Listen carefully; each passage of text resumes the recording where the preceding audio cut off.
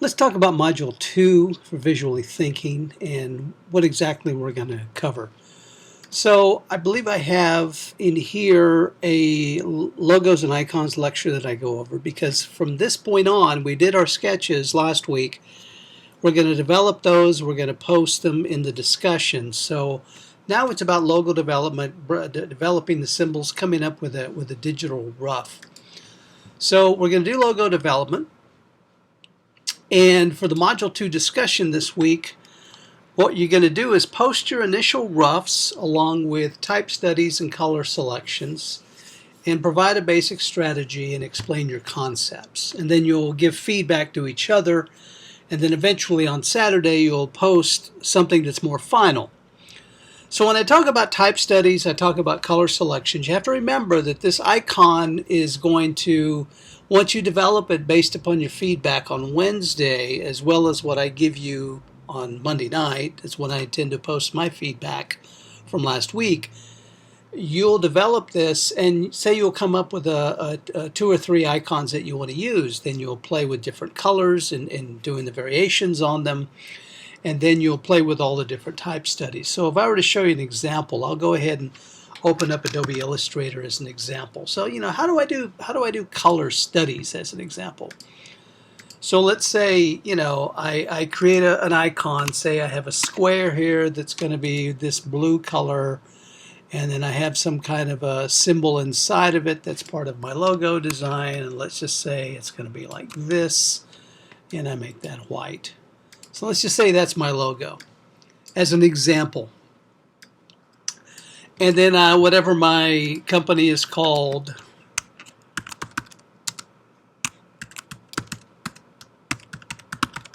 okay, just something real simple. And let's just go ahead and take this to good old Helvetica.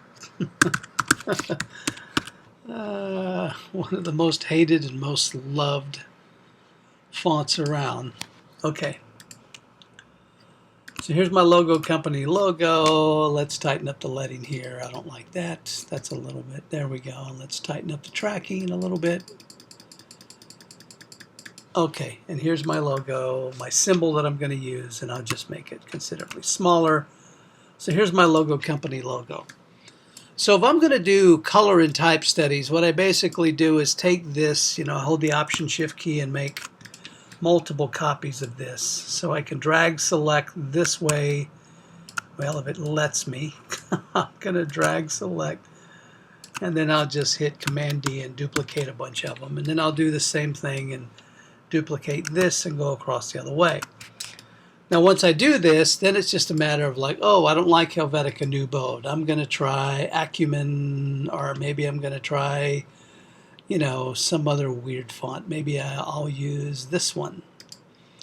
And on this one, I'll try something else different entirely. Maybe I'll go with Champagne and Limousines. So I'm doing color studies, and if I do type studies, maybe I want to make this red or whatever. So you do all these variations based upon what you end up with. You could do 3 or 4 sheets of these of all the different variations on your logo roughs, playing with type studies, playing with color studies, playing with size variations. I mean, we have one logo like that, but maybe we want to do variations where the logo, I'm going to group this. Maybe I'll do a logo that looks like this, and then I center that. Oops, I wanted to copy that. And I do a variation where it looks like that, and I center it underneath it, right? And maybe that's one of my options as well. And so you can, the good thing about digital is once you get it down and you get the icon drawn, then it's just a matter of playing, right? It's just a matter of doing all the variations digitally. Now, one thing that's going to make it easier for some of you, and I'll go ahead and show you a sample on how to do this, is let's say we have an icon and some of you are doing some pet stuff. So I'm going to look for pet. I'm going to look up line art. Okay, and let's see. I look on images, pet line art, and let's say I just want to find some imagery that I think works. So, in fact, I'm going to do better than that. I'm going to do pet silhouette. There we go. So let's say we want to find an image where we can incorporate into our logo design something that'll work for us. Now, what I'm doing here, a lot of people would say, oh, you can't do that. You can't, you can't steal, you can't borrow, you can't do that type of stuff. You'd be surprised how often it is done. So let's say someone is doing a lab thing. This is obviously, that looks like a golden. So let's say I like the shape of Sammy, which is a golden retriever. I'm going to save this image as, and I'm going to put it on my desktop. Let's just put it there. And then I'm going to create a new window here for my my golden. And I'm going to place it in here from the desktop. And this is a real quick way to kind of, I'm not going to say cheat, I'm just going to say it's a way for you to save a lot of time of having to draw something. Because you're going to change it all up anyway. You're not going to use it exactly as this, you're going to do variations to it. Now what I need to do first is I need to crop this image because I don't need all of the information that's here. So let's crop it here and let's bring this up. Let's get rid of the word Sammy and let's crop it over here, and then we hit enter and there's our image. Now what I can do is go here to image trace and I can go to silhouette, or maybe I can do line art or just black and white. Sometimes you have to play with the different versions of this. I'm going to try silhouette, and then you have to do expand. Now what it did is it actually made a shape for us. Now there's still a white box back there sometimes, but I think we got away with it. So now we have a vector drawing of this golden. So how am I going to handle this? Let's say, for example, I've got to modify it somehow because I can't use the golden as is, right? That would be illegal. So let's make a rounded rectangle. Let's make the golden white. And we need to move them to the front because we did the rectangle later. So arrange, bring to front. And let's bring this guy in here.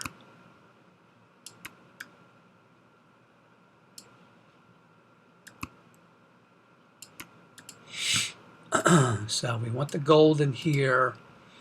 And then I'm going to take this and I'm going to group them together, make them a little smaller. And whatever we're going to call this organization,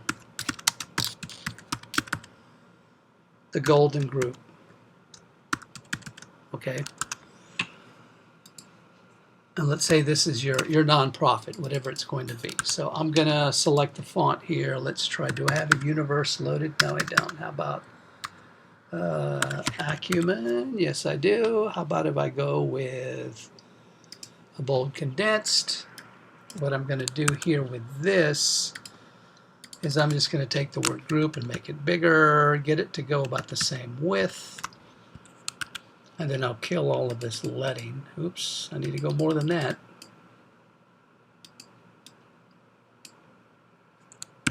Something's not right. Let's get back to where we were. Let's get back to where we were.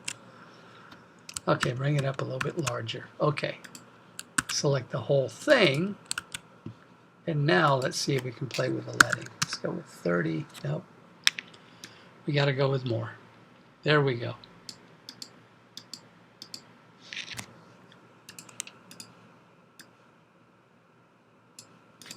So we can do it that way, or we can make it this way. However, we're going to apply this logo. It's up to you, really, how you're going to do this, or however you apply it. There's so many ways to go about this. I kind of like, I'm going to group this. I kind of like the idea of making this smaller, so it's about the same height of the type there. And then it's a matter of just, applying color, doing your color studies, whatever you want to do. But what's significant here is when you play with these digital roughs is that you do a good balance between the name of the organization, which needs to be a part of it, the icon itself that you create or that you draw, whether you draw it, you can bring your sketches in here and draw them out in Illustrator, however you go about it.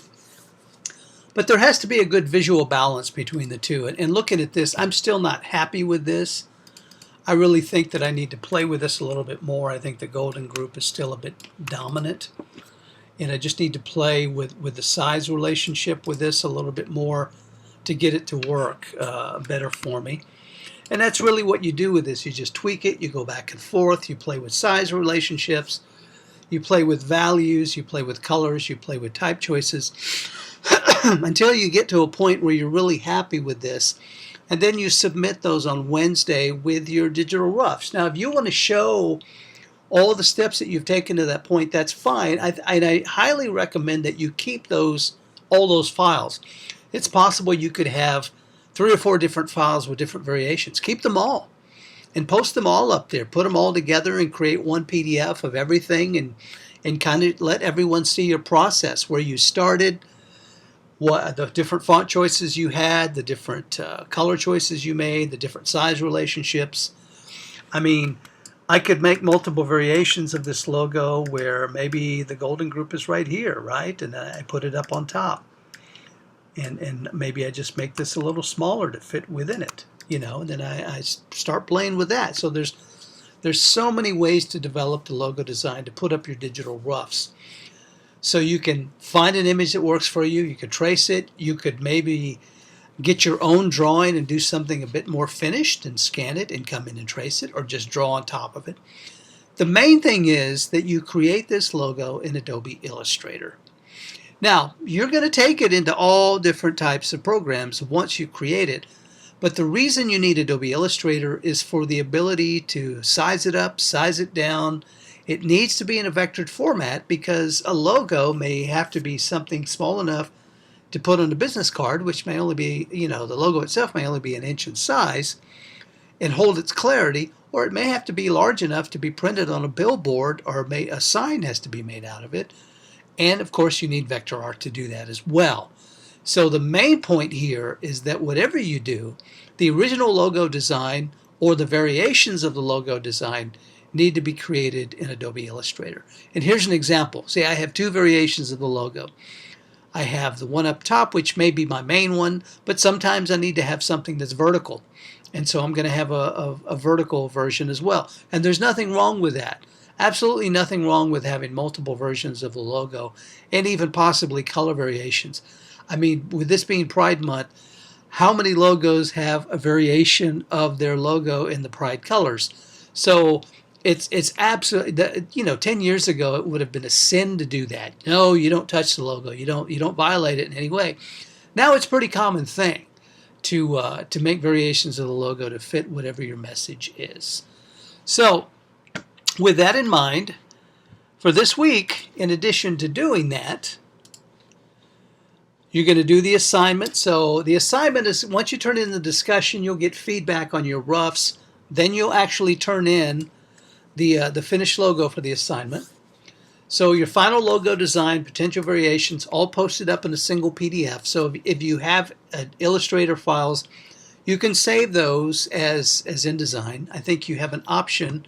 You do a save as out of Adobe Illustrator, and you can make it a PDF file. And then you can upload it for review. I'm not going to save this document. I'm just going to close it. I'm not going to save that.